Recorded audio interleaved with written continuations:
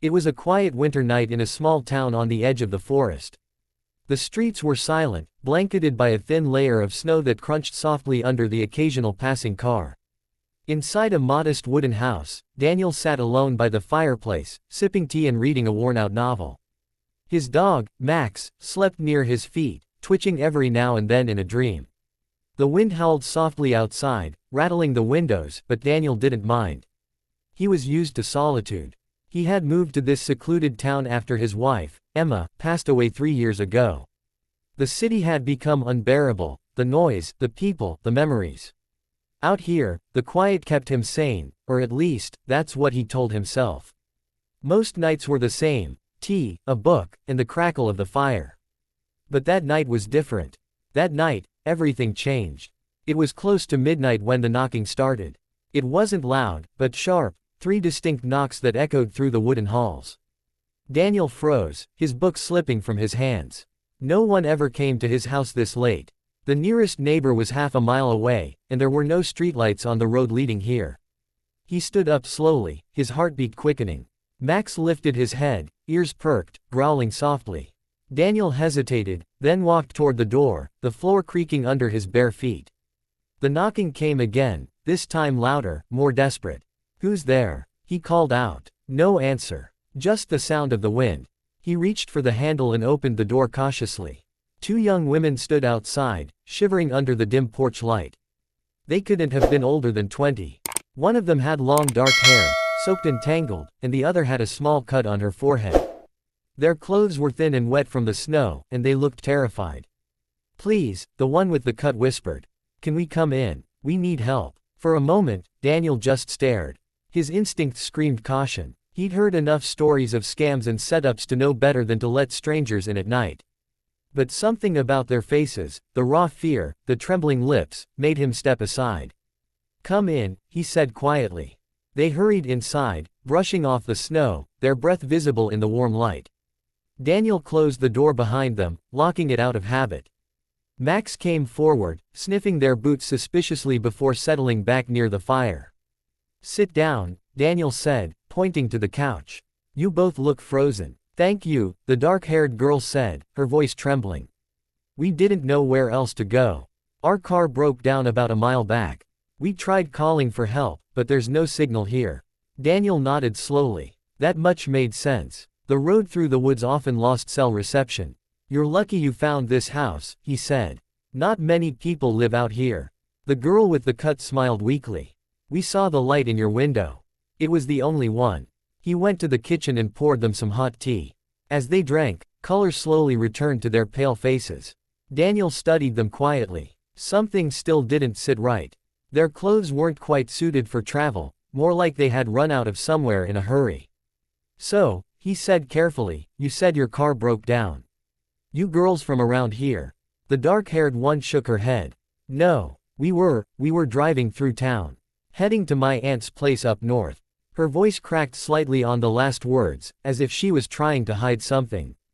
The other girl avoided his eyes completely, staring into the fire instead. Daniel decided not to press. "You can stay here tonight," he said. "There's a spare room upstairs. I'll check your car in the morning."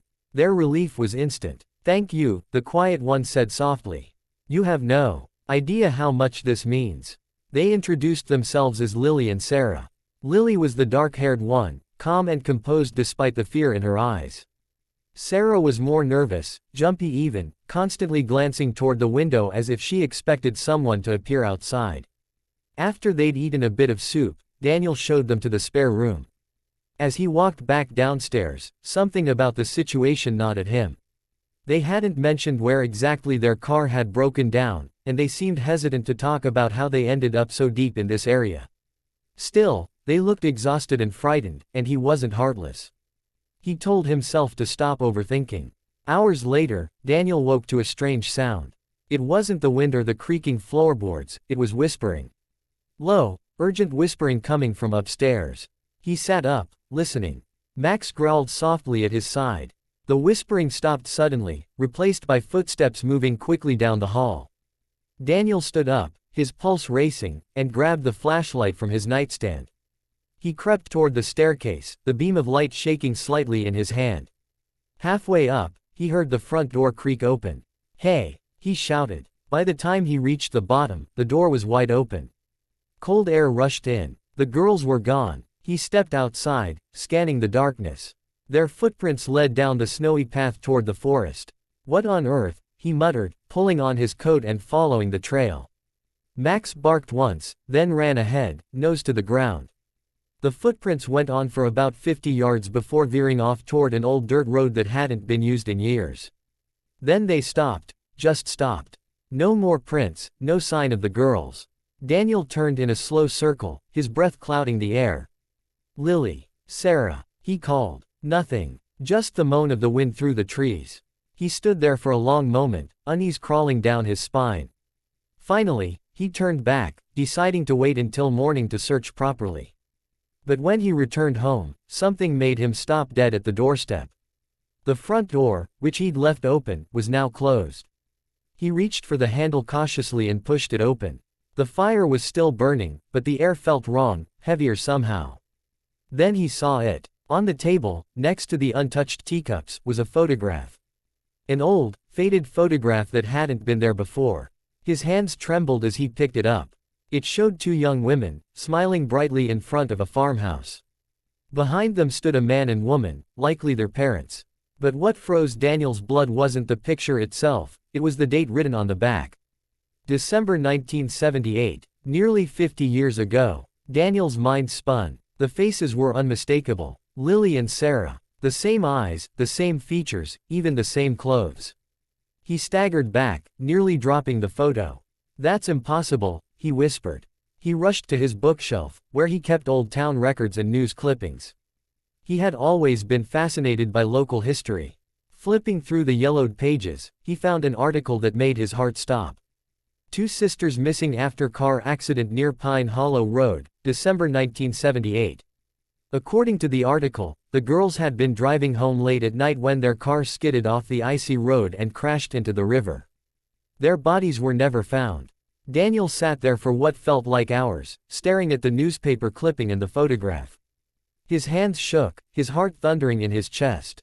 Everything they said, the broken down car, the desperate knocking, the cold fear in their eyes, it all made sense now. They hadn't been asking for shelter. They had been asking for peace. The next morning, when the sheriff came to check the area, Daniel showed him the footprints that vanished in the photo. The sheriff, a gruff old man named Cooper, looked pale when he saw it.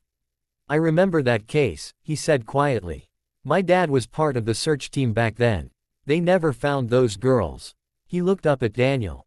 "You're saying they came here?" Daniel nodded. "They knocked on my door. I gave them tea. They were real, Sheriff. As real as you or me." Cooper looked around uneasily, the snow crunching under his boots. "This house," he muttered, "is only about half a mile from where their car was found." For weeks after that night, Daniel couldn't sleep properly. He kept the photograph on his mantle, beside Emma's picture. Sometimes, late at night, he thought he heard soft knocks again, gentler this time, like a thank you. One evening, as he sat by the fire with Max at his feet, he closed his eyes and whispered, "You can rest now, girls. You're home." The flames flickered higher for a moment, casting a warm glow across the room. And for just a second, Daniel thought he saw them, two faint silhouettes near the window, smiling softly before fading into the light.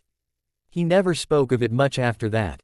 The sheriff called it grief-induced imagination, the town gossips called it ghost stories.